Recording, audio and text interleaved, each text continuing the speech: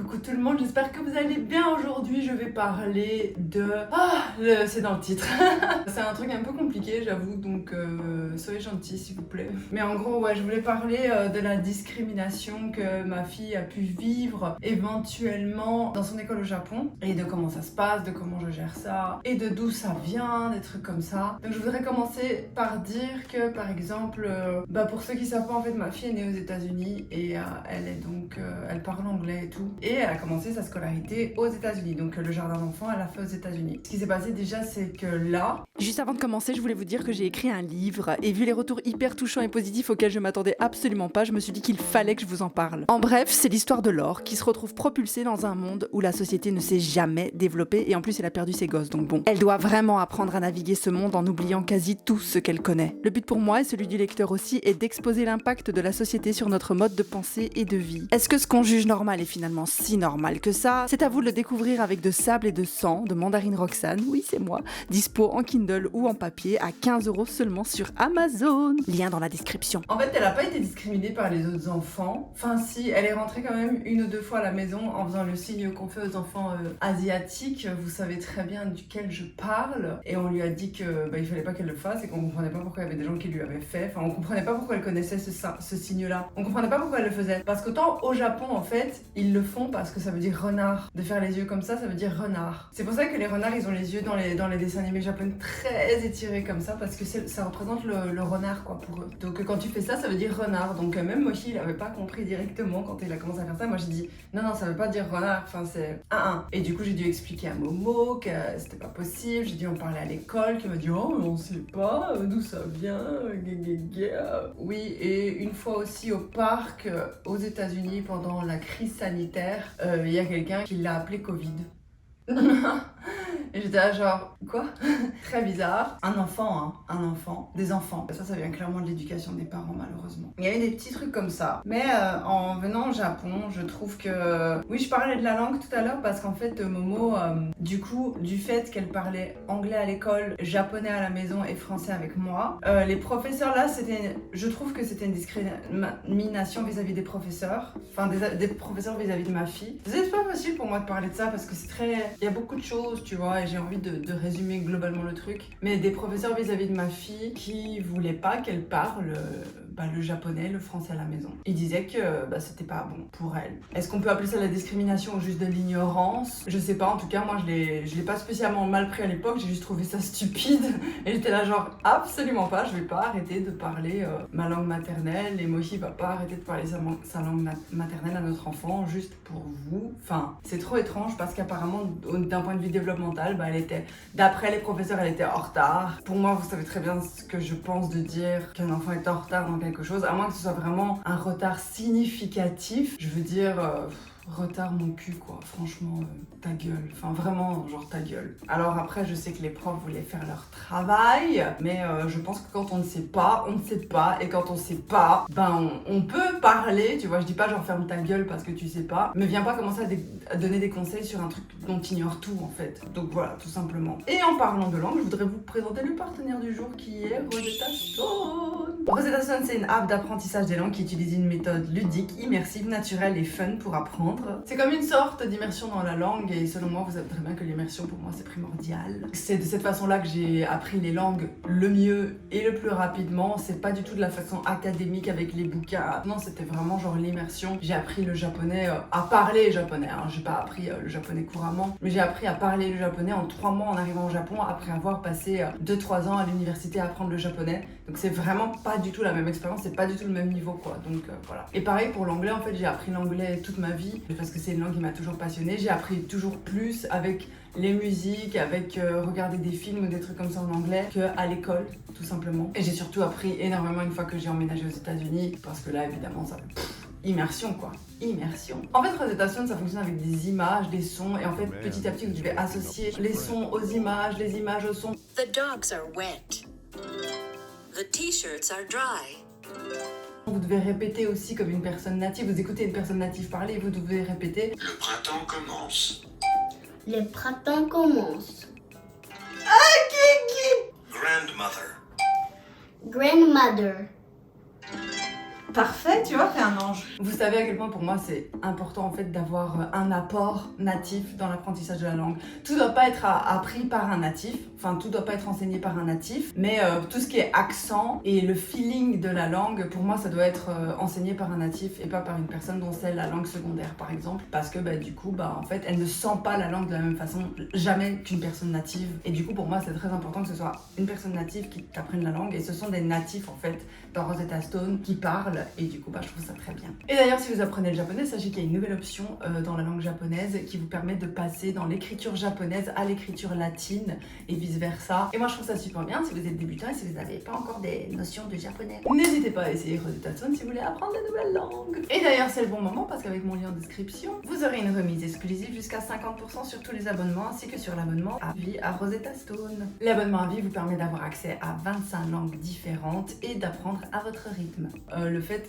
qu'elle parle plusieurs langues a donné lieu à, je sais pas si on peut appeler ça des discriminations, mais en tout cas ça peut donner lieu à de l'ignorance. Et en arrivant au Japon, du coup maintenant, donc ça c'était la phase États-Unis, maintenant on passe directement au Japon. J'ai déjà fait une vidéo sur le fait qu'elle était métisse et tout, et que du coup les gens le voyaient quoi, enfin je veux dire, tu vois quand quelqu'un est métisse, tu vois ce que je veux dire, enfin ça dépend de la génétique et tout, même si je trouve qu'elle ressemble énormément à son papa, j'ai l'impression quand même, elle est quand même vachement claire de peau, elle a quand même des traits physiques. Je pense que pour une personne, c'est un peu chiant, mais voilà, pour une personne blanche, elle est asiatique, pour une personne asiatique, elle est blanche. Enfin, je sais pas trop si ça fonctionne comme ça, mais bref. J'ai l'impression en tout cas que les japonais, déjà entre japonais, ils disent souvent oh mais il a pas l'air japonais, oh mais il a pas l'air ci ou il a pas l'air ça. En plus du fait que, je sais pas si vous êtes au courant, mais dans la culture japonaise, dans l'histoire du Japon, il y a différents types de japonais en fonction des régions et tout, tu vois. Et du coup, souvent c'est une discussion en fait entre les gens. C'est pas une discussion genre hyper importante, hyper problématique ou quoi, pas du tout. C'est juste que c'est souvent une discussion, les types de visages au Japon. Et je pense du coup que les Japonais aiment bien faire la différence entre eux et les autres. Donc même si c'est des différents types de Japonais, ils aiment bien faire la différence entre eux et les autres. En fait, je dis ça parce que le fait même que les gens soient là, non mais il y a les Japonais qui sont dans cette région-là, ils ont pas le même visage que les Japonais. C'est pas les mêmes gens, les Japonais de Kyoto et d'Osaka, c'est pas les mêmes personnes que les Japonais de Tokyo. C'est pas le même physique, c'est pas le même... Je dis pas que c'est pas vrai, je dis juste que c'est intéressant de voir à quel point les gens veulent se différencier même d'un point de vue physique dans une même ethnie. Vous voyez ce que je veux dire? Ce qui n'est pas le cas par exemple en France. Après, est-ce que la France est plus grande ou plus petite que le Japon? Je ne sais pas. Mais les Français disent pas oui, les Français du Sud ils ressemblent à ça. On peut dire ouais, les Français du Sud ils ont un accent parce que c'est régional, mais je trouve qu'au Japon on parle énormément de différence. Vraiment, c'est presque un autre pays quoi pour eux en fonction des régions quoi. Donc ce désir en fait de se différencier les uns par rapport aux autres, je pense n'est pas forcément par rapport à Momo qui est donc métisse. Maintenant ça c'est une réflexion que j'ai maintenant sur le moment, hein. C'est pas un truc que j'ai prémédité pour dire, donc peut-être que je dis n'importe quoi. Et en fait du coup ce qui s'est passé c'est que Momo, je pense qu'elle a très vite été mise dans la case, elle est métisse étrangère quoi. Elle est métisse et sa maman est européenne. Et vous allez voir où est-ce qu'il y a un problème, je pense que beaucoup savent où est-ce que ça va aller si vous me suivez sur TikTok et si vous regardez ma chaîne Flâneuse du Levant. Au fait j'ai une chaîne de vlog, si jamais ça vous intéresse de voir comment se déroule ma vie au Japon, lien en description. C'est qu'en fait, il faut savoir, et j'en ai déjà parlé il y a longtemps dans une vidéo, qu'un truc qui m'énervait chez les Japonais, c'est vraiment un truc qui m'énerve chez eux, vraiment, ça m'énerve. C'est pas chez tout le monde, mais ils ont fort renforcé l'idée, ce qui existe également, je pense en France, ça existe fort aussi ce truc-là de la supériorité de la race. Ils ont très très fort l'idée que eux sont les plus intelligents, les plus beaux, les plus propres, les plus ci, les plus ça, tu vois, et que à partir du moment où t'es étranger, t'es moins bien. Genre ils vont dire ah un étranger c'est trop chouette, ils disent oh les gens qui ont les yeux bleus ils sont trop beaux, c'est trop chouette que les étrangers ils aient les yeux bleus et tout, tu vois, ils vont dire des trucs comme ça, mais ils vont pas dire que les étrangers travaillent mieux ou sont meilleurs dans quelque chose. Vous voyez ce que je veux dire? Ou alors, peut-être qu'il y a des gens qui vont dire ça, j'en sais rien finalement, mais bon, c'est juste mon avis. C'est juste que j'ai fort l'impression qu'ils ont appris depuis toujours qui sont meilleurs que tout le monde en fait. Mais j'ai pas l'impression que ce soit comme ça en France, parce que j'ai pas l'impression qu'on apprenne aux gens. Tu vois ce que je veux dire? Mais j'ai l'impression que les Français ont fort ce truc de on a la meilleure gastronomie, ce qui est vrai. Donc donc on peut rien dire, tu vois. Mais je sais pas, on a la meilleure langue, le français c'est la plus belle langue du monde. Vous voyez, les Français, vous faites un peu ça. Mais c'est pas grave, tu vois, parce que c'est pas aussi insultant que par rapport aux Japonais. Je trouve que quand les Japonais le font, c'est méga insultant. Je vais vous dire pourquoi. Parce que tu te prends des remarques du genre, ouais, nous les Japonais, quand on grossit, on fait régime, quoi. Vous les étrangers, vous achetez des pantalons plus grands. C'est connu. C'est pour ça que vous êtes tous gros. Tu vois, on va nous dire des trucs comme ça. Que ce soit faux ou que ce soit vrai, c'est pas la question. C'est juste genre, pourquoi tu dis ça? Bon, c'est trop bizarre. C'est pas grave, mais c'est trop bizarre. Et ils rigolent souvent de nous. Je me rappelle d'une scène, je pense que je l'ai déjà raconté sur ma chaîne YouTube. Quand j'étais chez Rika, à un moment donné, je buvais du Coca Light. Je sais pas pourquoi j'aimais bien le Coca Light à une époque. Et alors, elle a explosé de rire. Quand elle a vu que je buvais du Coca Light, elle a dit « Ah, c'est le seul moyen que les étrangers ils ont pour rester minces. Ah !» Pourquoi tout de suite ça a un rapport avec le fait que je sois étrangère, le fait que je boive du Coca en fait? S'ils vendent du Coca au Japon, c'est qu'il y a du Coca Light au Japon, ça veut dire que il y a des gens qui boivent du Coca Light. Enfin, je veux dire, les étrangers, c'est jamais que, je crois, 1% de la population japonaise. Peut-être j'invente, hein, mais je veux dire, il n'y en a pas beaucoup, quoi. Donc, s'il y a du Coca, c'est pas pour nous, quoi. Enfin, je veux dire, du Coca Light, c'est pas pour nous, quoi. C'est bizarre comme réaction, vous trouvez pas? Toujours des trucs comme ça, quoi. Cette vision que le japonais est tellement meilleur, en fait, par rapport à l'étranger. Et je parle pas de l'étranger, genre le noir ou le blanc, je parle de l'étranger. Parce que les japonais sont au-dessus de tout le reste du monde entier. Et c'est pas du patriotisme, ni du nationalisme, c'est vraiment qu'ils apprennent ça tel quel. Comme par exemple quand ils ont appris, je vous avais déjà raconté dans une vidéo, comme quand ils ont appris en fait que l'eau n'était pas potable en Europe. Et dans la suite de ces choses-là, Momo s'est pris une réflexion. Voilà, enfin, est-ce qu'elle s'est prise la réflexion? Ouais, enfin, il y a eu un débat qui est que, et j'avais déjà fait une vidéo sur ça, justement dans la vidéo, je pense, où j'expliquais les choses qui m'énervaient chez les Japonais, c'était que les Japonais sont convaincus d'être les seuls au monde à se laver tous les jours. Et pour eux, c'est un fait. Ils sont la seule race supérieure au reste de l'univers qui se lave tous les jours. Trop bizarre, mais bon, bref. Et même j'avais pris pour exemple, j'avais montré un TikTok d'une fille qui disait, une japonaise qui disait, est-ce que vous le saviez que les Japonais sont les seuls à se laver tous les jours? Bref, un jour je vais chercher ma fille à l'école et effectivement la prof me prend même pas à part, genre devant tout le monde. Tu sais, je viens la chercher et du coup il y a tous les parents qui viennent et tout, il y a Momo à côté qui est en train de changer ses petites chaussures parce que tu changes de chaussures quand tu rentres à l'école. Et elle me dit oui, je sais que c'est une différence culturelle, mais en fait au Japon on se lave tous les jours. En plus, j'étais en train de filmer à ce moment-là, j'ai vite coupé. Quand j'ai entendu ça, j'ai vite coupé ma caméra. Mais je pense que vous pouvez voir, les gens qui parlent japonais, vous pouvez entendre sur le TikTok en question que j'ai fait. On entend Bunka no chigai kamoshirena. Ou alors elle dit un truc comme ça, elle dit ah, c'est peut-être une différence culturelle, mais. Et après, quand j'ai entendu ça, j'ai fait. Mon cœur, il a fait boum. Vraiment, j'ai eu comme ça. Ah, je me suis sentie pas bien. Genre, j'ai eu. Vous savez, comme je sentais plus ma peau comme ça. Vous avez ça parfois? Où vous avez un choc et vous avez comme des picotis dans la peau. J'avais comme des picotis sur la peau, pas à l'intérieur des jambes, les bras, les mains. Et j'étais là genre ah! J'étais trop gênée, j'avais trop honte en fait que la prof elle dise ça devant tout le monde. Les gens n'écoutaient pas je pense, mais que la prof dise ça devant tout le monde et que, je sais pas, j'avais tellement pas envie que les gens pensent que ma fille elle était sale et qu'ils le disent à leurs enfants et que je me suis dit oh mon dieu mais quelle horreur. Vraiment quelle horreur, ce moment-là c'est un des pires moments quand on dit comme ça. Oh, bref, alors elle me dit, et le problème aussi c'est ça, je vous ai pas raconté, c'est qu'ils ont demandé à Momo si elle se lavait les cheveux tous les jours. Elle a dit non parce que je lave ses cheveux genre 2 fois par semaine max parce que j'estime qu'elle a pas besoin que je lui lave les cheveux tous les jours, enfin voilà bref. Et que moi je me lave les cheveux 1 fois par semaine, tu vois, parce que sinon ça abîme mes cheveux. Je sais pas si vous voyez dans la vidéo de Flâneuse du Levant de la Médinasia, en fait mes cheveux ils sont tout frisotants parce que je les ai lavés trop sur un laps de temps trop court en fait, alors ils sont tout gonflés comme ça et j'aime pas trop, mais j'avais pas le choix parce que je voulais être très propre pour le lendemain, tu vois, à chaque fois de la Médinasia. Et du coup à la fin mes cheveux ils étaient complètement pétés sa mère, cassés du cul. Enfin vraiment ils étaient morts. Et du coup moi je me dis écoute, moi je me lave pas les cheveux tous les jours. J'ai pas pensé que les Japonais se lavaient les cheveux tous les jours, je le savais, mais j'y ai pas pensé parce que je considère que ma fille elle est métisse quoi, donc on est à la maison, elle fait comme moi je fais, enfin je sais pas, donc je le lavais pas les cheveux tous les jours et elle avait des nœuds. Faut savoir qu'au Japon, avoir les cheveux un peu frisotants, avoir des nœuds, des trucs comme ça, du coup c'est considéré comme sale parce que t'as les cheveux frisotants. Je ne savais pas, je m'en suis rendu compte par la suite, je vais vous expliquer. Vous savez quoi, je vais vous expliquer ça après, mais du coup en fait quand t'as les cheveux un peu frisotants, comme tous les étrangers en fait, ça dépend de quelle origine ethnique tu es, mais en tout cas il y a beaucoup de gens, je trouve, qui ont les cheveux frisotants quoi. Je suis pas la seule, moi je connais plein de gens qui ont les cheveux frisotants. Et moi j'ai toujours trouvé ça normal, c'est juste que j'aime pas quand ils font sur ma tête, j'aime bien quand ils sont un peu plats, tu vois, comme ça, comme aujourd'hui. Mais vous voyez ce que je veux dire ou pas? Et en fait, moi, je pensais que ça, c'était pas grave. Enfin, je veux dire, et en fait, ça, c'est considéré comme pas propre pour les Japonais. Et je ne savais pas pourquoi. Parce que moi, je disais, c'est ma texture de cheveux. Donc, ça veut dire que ma texture de cheveux, elle est considérée comme sale. Et ça me saoule. Et je me disais, mais pourquoi en fait? Parce que les Japonais, de toute façon, ils ont pas cette texture-là. Écoutez bien la suite de la vidéo. Et en fait, du coup,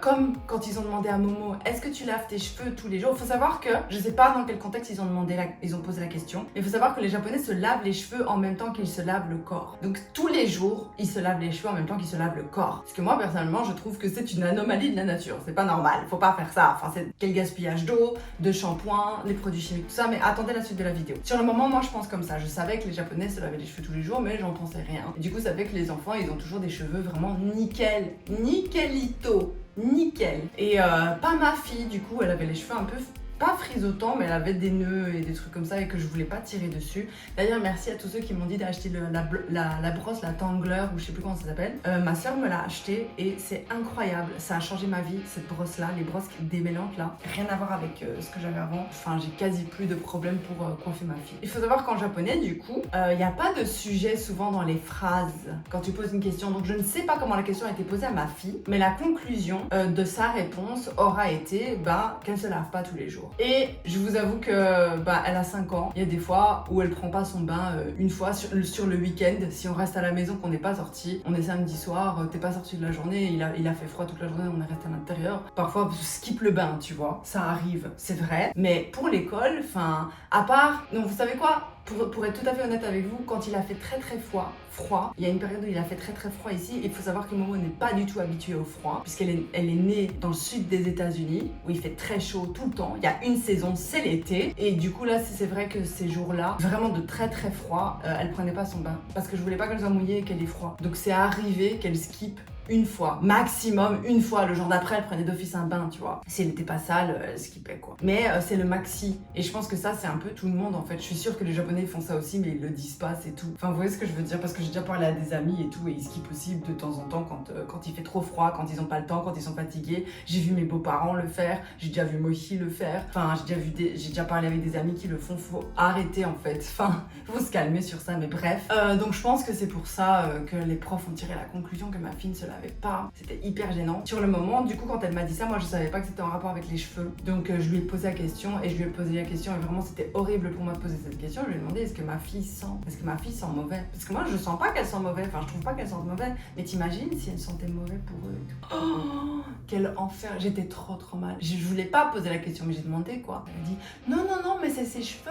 Ses cheveux sont tout emmêlés. Tu vois, donc toi t'es là, on vient de te dire c'est peut-être une différence culturelle, mais voilà, il faut se laver tous les jours. Au Japon on se lave tous les jours. Toi tu dis il croit que ma fille elle se lave pas et tout. Toi tu demandes, t'es trop gênée, tu vois, est-ce que ma fille sent mauvais? Ah non c'est pas ça, c'est ses cheveux. Heureusement que je sais que c'est parce que les Japonais se lavent les cheveux tous les jours en même temps qu'ils prennent le bain et que du coup le fait de pas se laver les cheveux est associé au fait de pas laver son corps. Mais merde. Enfin je veux dire merde quoi. Ça m'a tellement saoulée. Quel horrible moment. Quel moment gênant. Quel moment. Vous savez que je ressens pas souvent la honte, la gênance, la malaisance, c'est pas mon truc. Et ben là j'étais gênée. Et alors elle m'a dit que la directrice c'était la directrice de l'école qui lui avait dit, donc la prof m'a dit que la directrice de l'école lui avait dit que en Europe on se lavait une fois par semaine. Et j'étais hyper choquée, je savais pas quoi dire. J'ai juste dit non mais on se lave tous les jours. Enfin Momo elle avait d'ailleurs c'est pour ça qu'elle sent pas, parce que si je la lavais pas vous vous rendez quand même bien compte qu'elle sentirait un petit peu quand même, non? Enfin je veux dire c'est une question de logique, enfin c'est bizarre. Enfin bref, j'ai un peu discuté et j'ai dit moi je trouve ça,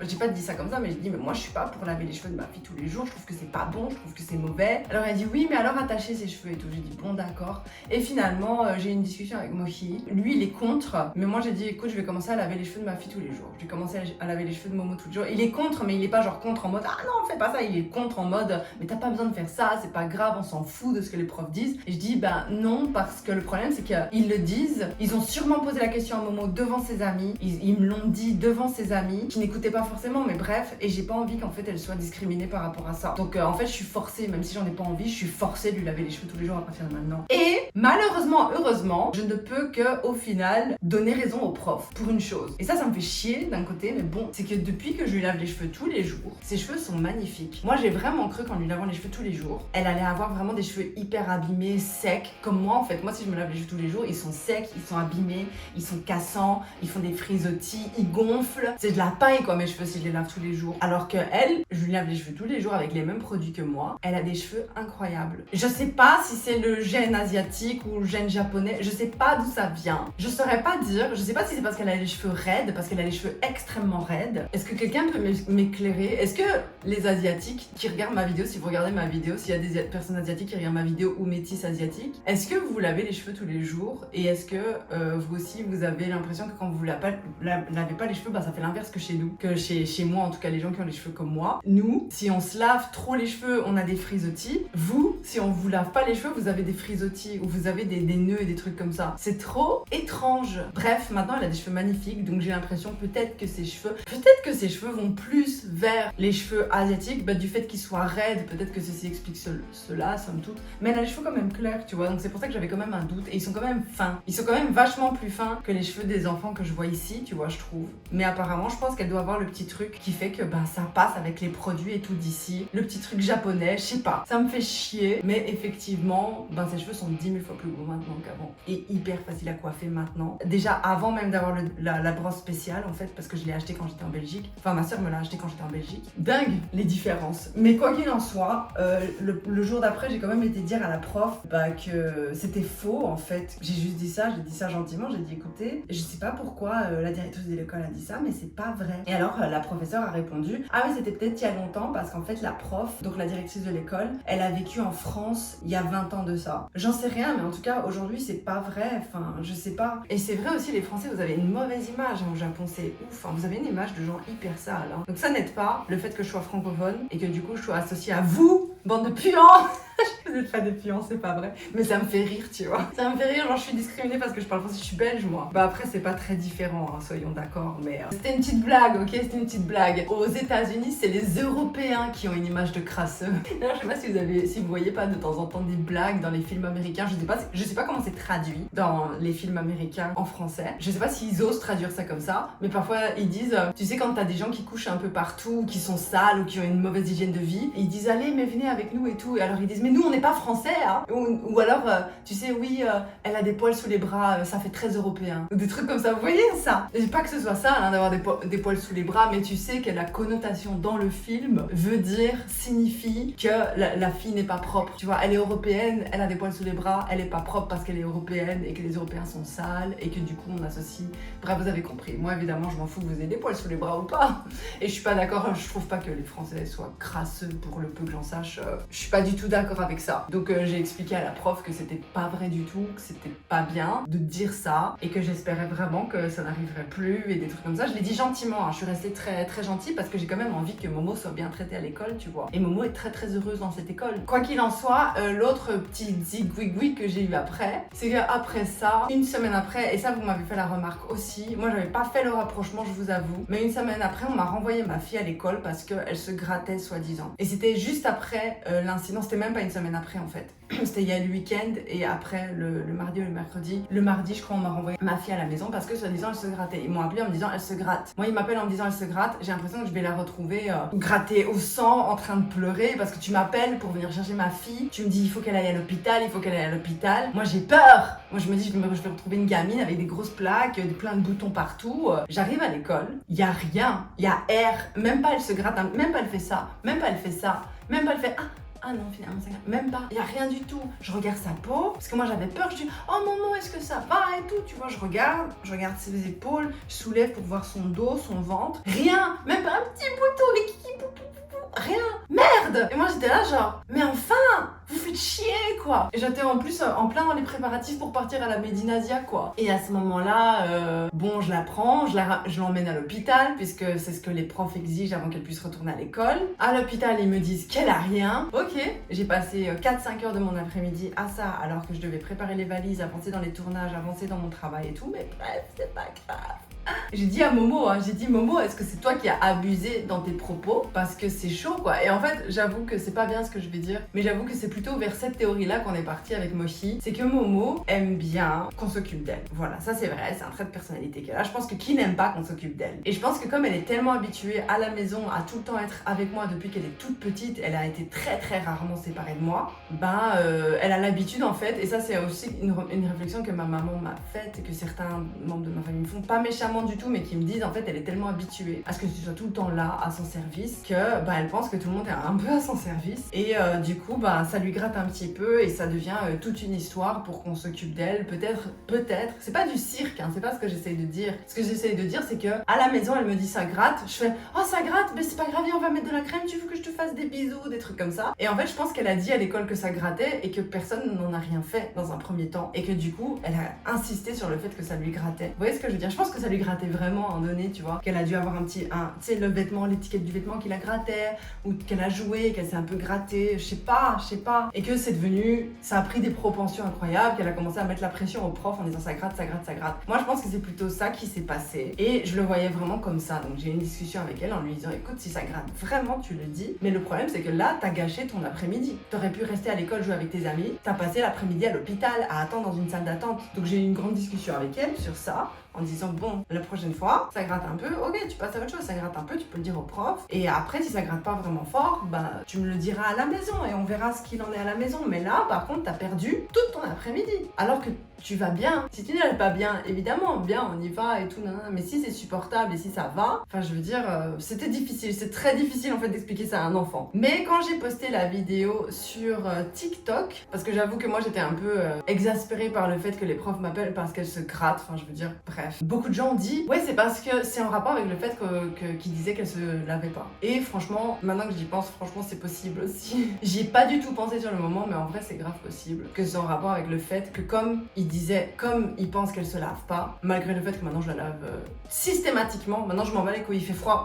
J'ai dit à un moment, je suis désolée, mais on n'a pas le choix en fait. Si t'es pas contente, tu dois le dire au prof parce que maintenant, claque dans le bain. Les cheveux tous les jours. En plus, elle déteste ça parce qu'une autre raison pour laquelle je voulais pas la laver trop, c'est parce qu'elle faisait tout le temps des otites. Et en fait, elle a des tubes dans les oreilles, elle a des drains et elle supporte pas quand il y a de l'eau dans ses oreilles et que ça met de la pression. En fait, apparemment, elle a un truc, quand l'eau rentre, ça se stocke derrière dans l'oreille et ça lui fait mal. En fait, ça lui met de la pression. Donc en fait, j'essaye d'éviter de mettre sa tête dans l'eau, tout simplement. J'essaye d'éviter qu'elle mette sa tête dans l'eau, donc je fais super attention. Je fais attention à pas mouiller ses oreilles, tout simplement. Donc quand je peux l'éviter, j'évite, surtout quand il fait froid, parce que j'ai l'impression que c'est plus propice aux infections, même si ça n'a peut-être pas de sens, j'en sais rien. Du coup, maintenant, je suis en train de me poser des questions, mais après, là, pour le moment, on n'a pas eu de soucis par rapport à ça. Mais c'est vrai que cette histoire, maintenant, je sais qu'elle est cataloguée, quoi. Après, je pense que les petits enfants de son âge s'en foutent, mais c'est vrai que maintenant, je pense qu'elle est cataloguée et que c'est la vie, quoi, tout simplement. C'est pas juste. Franchement, je sais même pas quoi dire en fait, parce que c'est cette école-là ou une autre école, je pense que ça aurait pu arriver dans tous les cas.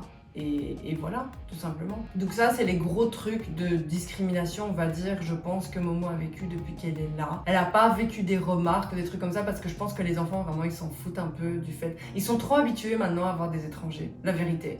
Et parfois, ils regardent un peu, mais même quand tu vas au parc, les enfants, ils regardent pas vraiment. Parfois, ça m'arrive d'avoir un enfant qui dit « Ah, vous venez d'où? Vous êtes étrangère, nanana. » C'est mignon, mais c'est pas genre comme avant. Avant, les enfants, c'était vraiment genre une étrangère. Et il a peur de moi. Alors que maintenant, vraiment, ils s'en foutent un peu, tu vois. Ah, une étrangère, ils viennent me parler. Ils disent, ah, c'est vrai, une étrangère. Et après, ils partent faire leur vie, quoi, tu vois. Et les gens me parlent beaucoup plus normalement par rapport à avant. Je sais pas. De ce côté-là, les gens ont beaucoup plus intériorisé, normalisé le fait que les étrangers sont là et qu'ils existent et qu'il y a des métis et qu'il y a de plus en plus de personnes métisses. Mais je pense que les stéréotypes existent encore très fort. Et ça, malheureusement, c'est Si c'est perpétué, si c'est perpétué par le corps enseignant, c'est encore plus problématique en fait. Parce que c'est à l'école que les gens apprennent des trucs comme ça. Et ça, c'est un vrai problème. Le truc de l'eau qui n'est pas potable en Europe aussi, hein. C'était un enfant qui m'a dit ça, une adolescente, hein, elle avait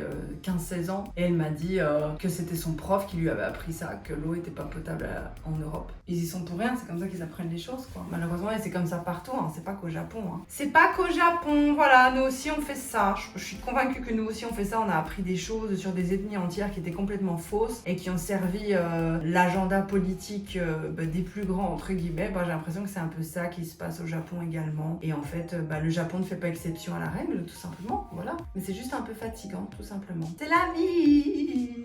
Et je vous avoue que parfois j'aimerais bien être la gaijin de service, tu vois, l'étrangère de service. Comme ça, les gens me traitent vraiment comme une étrangère. J'aimerais bien que les gens sachent même pas que je parle japonais ou que tu vois. J'aimerais bien avoir un fort accent francophone quand je parle japonais. Parce que je pense qu'il y a des petits trucs comme ça qui mettent de l'espace entre toi et la personne en face de toi et qui fait qu'ils osent pas dire certaines choses ou alors ils mettent tout sur le fait que t'es étranger. Moi j'ai vécu cette période-là hein, parce qu'en arrivant au Japon, je parlais pas bien japonais et je bénéficiais vraiment fort du fait d'être la gaijin de service. J'en ai bénéficié. J'ai été privilégiée par ça même parce que je parlais pas très bien japonais, du coup c'est mignon mais du coup elle comprend pas, du coup c'est pas grave parce qu'elle comprend pas, parce qu'elle sait pas. Parfois j'aimerais bien retourner à ce stade-là, à être au stade où en fait je comprends pas, je sais pas trop, donc c'est pas grave. Et en fait les gens ils te disent rien. Et du coup tout est beau, tout est joli, t'apprends, tu découvres plein de choses et plus en fait tu connais, plus t'apprends la culture et plus tu connais. En fait rien que quand tu parles avec quelqu'un, le fait que tu t'exprimes dans les codes, par exemple en Keigo, dans les codes, que ça correspond au contexte quand tu t'exprimes, dans ta façon de bouger, ton langage corporel et tout. T'as ton gosse que c'est claqué à 20 km/h qu'il est métisse, donc ils disent donc voilà, elle a un enfant ici, donc elle connaît, donc tu vois. Alors, et je pense que les attentes sont plus élevées en fait. Plus tu rentres dans le personnage, façon de parler, plus les attentes sont élevées. Je sais pas si ça a du sens. Voilà, donc parfois je me demande si en fait il m'aurait dit ça, si j'avais été un peu si déjà elle avait été complètement blanche. Si Momo avait été complètement blanche, je pense qu'il me l'aurait pas dit. Parce que ils se seront dit, de toute façon elle est blanche, c'est pas une des nôtres. Vous voyez c'est un peu horrible dit comme ça, mais c'est pas grave parce qu'elle est blanche, donc c'est une autre culture, donc c'est pas grave, c'est excusé. Vous voyez ça?